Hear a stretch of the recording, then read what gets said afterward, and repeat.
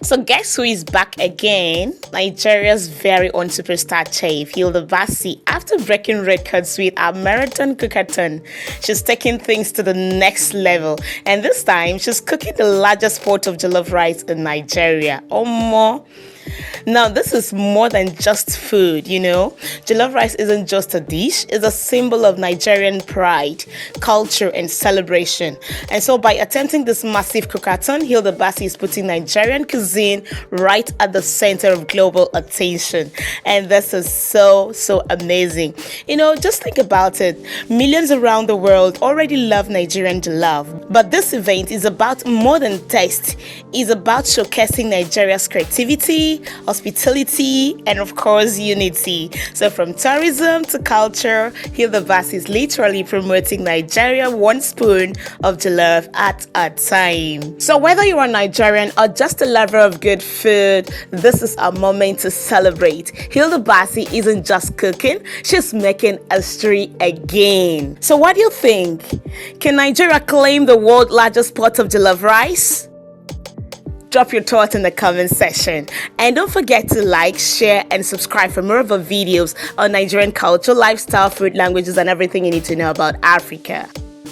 I just had this random thought about making like a very large pot of jollof rice. It just got me thinking like, oh yeah, this is actually a thing and this is something that I can do, and World Jollof Day came to mind. So I'm like, this is something that I can do for World Jollof Day. Jollof rice is about pride, it's about culture, it's about food which unites us and brings us together. And of course, who better to do it with? Our own Hilda Baci, our brand ambassador. Into asu size, and I'll start by frying it. So when we put the oil, the first thing that's going to go in is going to be the goat meat. And you remove it? No, he's saying that it's done. I'm saying it's not done.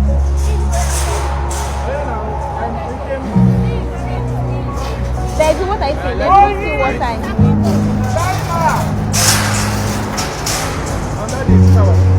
No, there will be a thing that will Oh yeah, everybody go to your position. Initially, the conversation started with myself and the head of marketing. Then from there, we transitioned to speaking to some members in the brand. I spoke to my management as well. Then we decided, oh, we need to put the team together. And I think that's one of the most exciting things.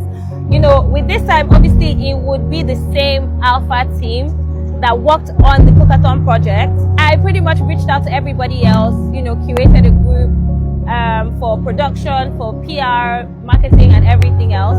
But when we got the brief, it was a bit challenging, but based on the fact that this is what we do, Ambience Media creates a destructive image for out of home concepts. We called the team, and our director of projects here took charge of the whole process. The project has not been done before in Africa, and we're grateful to have accomplished this. It's not without challenges, but we have surmounted them. The first I can say is that this is as a result of teamwork. We have a very good team, a very good team. You guys did some scouting and gotten the brief. Because this is a port that's meant to be very big, and I just give you the dimension. It's a 6x6 circumference high port. So first off, we scouted, we talked about it. We are going to get in what kind of materials I'm going to use for the fabrication. We travel to Shaki. You know, we're trying to look for how to grab the modes, the pots. Different concepts came up, and but eventually we settled for a 304 stainless sheet pot. Mr. Ayoshe will not still get like extra just in case. With that day, fire. Go! In the middle. Stretch your hand. Don't put water there. I want to put it there. Let him fry it there and bring it here. Where is Mama? So I had only seen videos of the pot when it was still just bare on the floor, and by the time it had coupled into a proper structure, I scheduled with Hamad to film the promo video.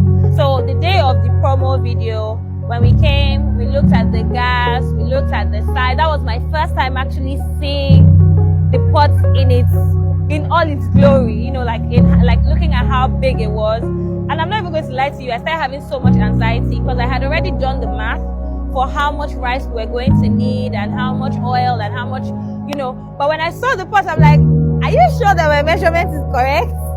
So that was my biggest fear. I'm like, what if my measurement is off?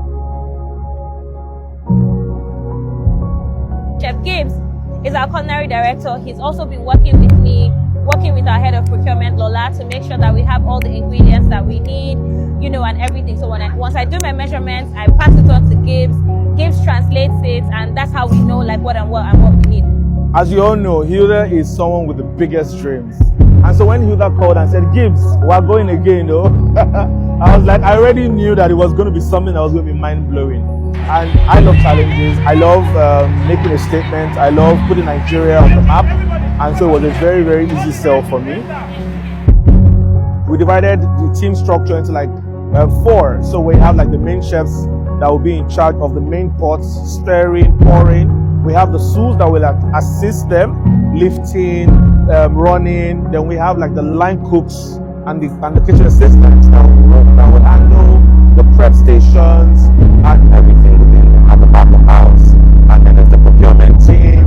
Then we're gonna we also plan to do like heat resistance overalls. So it's a lot of work. It's a lot of effort that has been put into this so far. We have some of the best hands coming to work with us, and it's really, really exciting. It's something that I think everybody should be a part of. Jollof rice, something that's been part of our staple in Nigeria for the longest time. Jollof, which is beyond a dish. We filmed the promo video and we decided we need to test the pot. So the first conversation of testing, we just wanted to test water heat circulation. So Mr. Ayo actually got a tanker, filled the pot about 50% with water. And that was about 12,000 liters of water. And we welled it, and I think after 2 hours it had gotten to boiling point. But Ore sent me a message and said, we need to test it with food. And I'm like, yeah, absolutely agree. We actually need to test it with food because that way it helps us to anticipate what can go wrong. And we now scheduled today. We're testing the heat. We're testing that the food we have calculated previously, that the quantity is right to at least fill the pot. The dimension of the pot is 6 meters wide. We're making sure that safety is in check. Food quantity is in check. Check, check, check.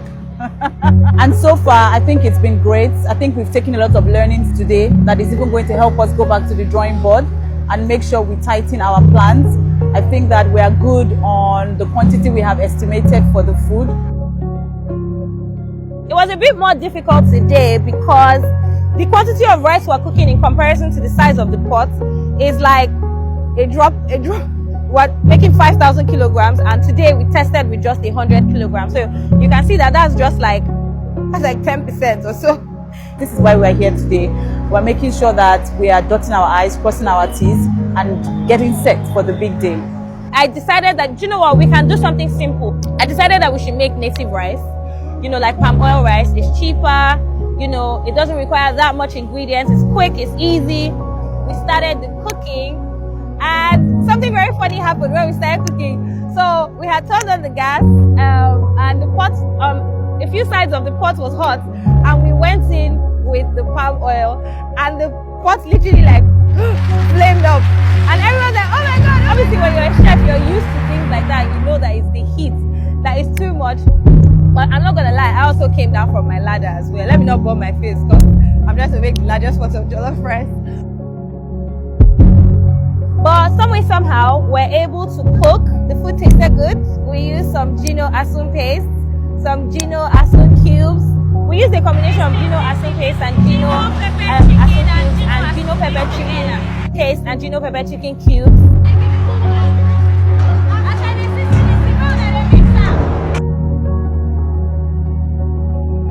We were able to pick up the things that we need to fix with the pots. We were able to also adjust. I had a few conversations with Gibbs trying to figure out how to fix the problem. Oh, our pot was a bit lopsided. So we need to adjust the height to make sure that everything is cooking evenly. I made the final decision today that I'm definitely going to be using basmati rice because it just makes life so much easier. So yeah, we decided on the spoon. So we have some really long metal spoons which are great, but for the mixing process it's better for us to actually use wooden spoons. You know, so we all agree that we need to get wooden spoons. So there are just a few things that we have been able to achieve with today's dry run that, you know, gives me some confidence in what's supposed to come on the 12th. Yes, my dreams always scare me, and I can't even like why my dreams don't scare me every day. I don't.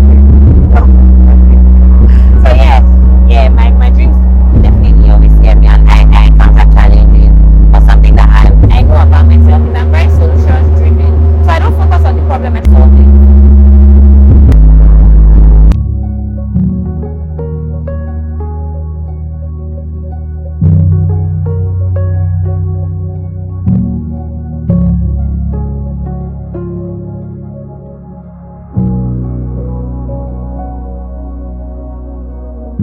My name is Hilda Baci, a 29-year-old proud brand ambassador for Gino and Bama.